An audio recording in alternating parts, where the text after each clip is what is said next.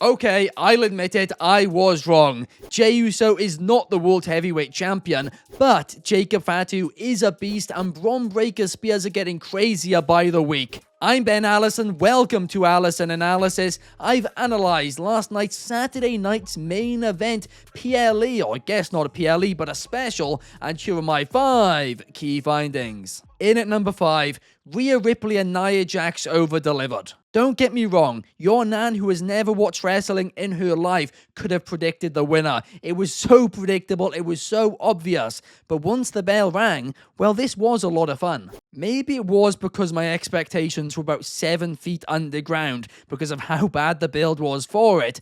But honestly, this got me hyped for the rest of the show. The crowd were loving it, they were on fire, and it was just a really exciting start. While she undoubtedly has had a few misses, I do think people aren't really giving Nia Jax the praise she deserves for how much she has improved and how many fun matches she has had over the past 12 months. And of course, every time Rhea Ripley gets time in the ring, she always delivers, and this was another one of those cases. A fun opener to the show, but ultimately nothing must watch. But yeah, it got the crowd fired up, which ultimately was its job. In at number 4, Jesse Ventura took away from Braun Breaker versus Sheamus. Ventura is absolutely a legend, and it's delightful to see him back in WWE after all of these years, but truthfully, he took away from this match. First things first, he went on this speech during the first half of it about how the IC title used to mean something, and how it used to be like next to the main event titles.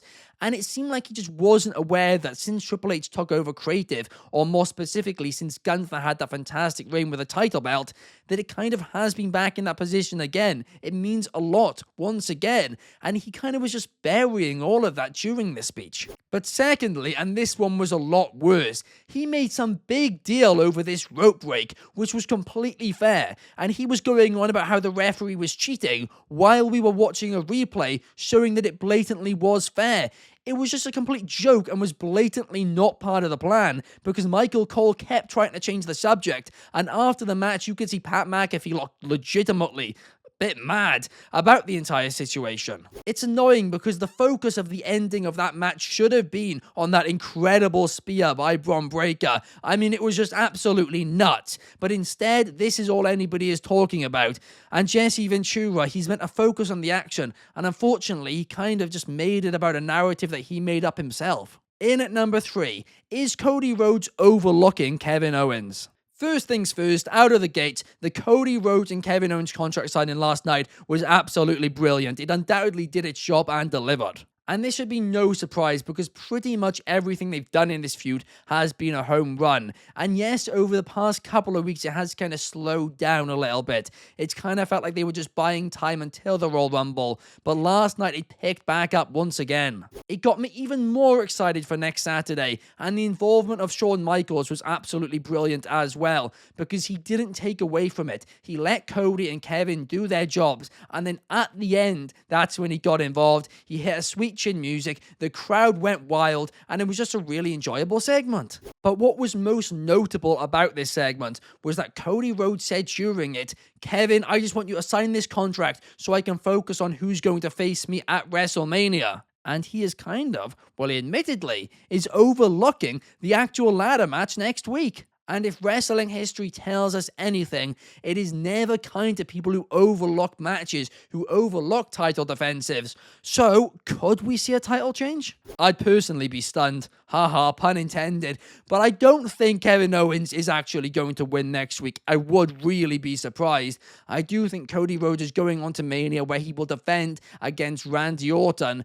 But who knows, maybe I'm wrong. There's always twists and turns on the road to WrestleMania, and maybe this could be one of them. Before we go any further, if you guys could like and subscribe on this video, that would be massively appreciated. Here at Wrestling Republic, we create between 5 to 10 free videos every single week, and in addition to that, we have a live daily stream every single day at 8 PM UK, 3 PM Eastern over in America, and 12 PM Pacific. It's all completely free, and I hope you guys enjoy it. Thank you. In at number 1, hear me out, the ending to Jakob Fatu versus Braun Strowman worked. Now, before everyone gets mad, I was frustrated by this too, and the match undoubtedly did under-deliver, but I think the ending achieved exactly what they wanted it to do. Because coming out of this event, if you look on social media, all anybody is talking about is how much of a beast Jakob Fatu looked like, how crazy of an angle that was. I mean, it clearly did do its job. I'm guessing they're now going to write Braun Strowman off TV for a few weeks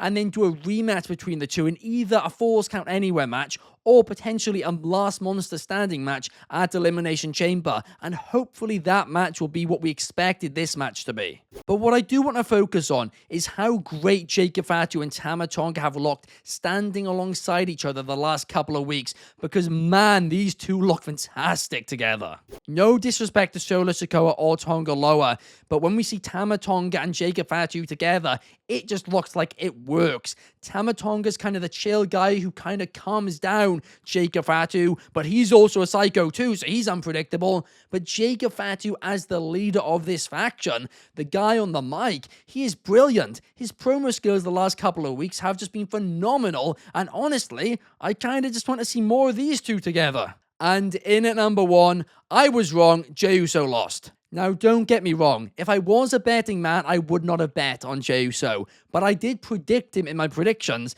because I did think there was a possibility that he was going to win the title here, have a short title run where he would defend the title each week on TV, and then lose the title in Elimination Chamber to Drew McIntyre. Of course, as a way to get this World Championship involved in that love triangle between McIntyre, Punk, and Rollins, and potentially Roman Reigns as well.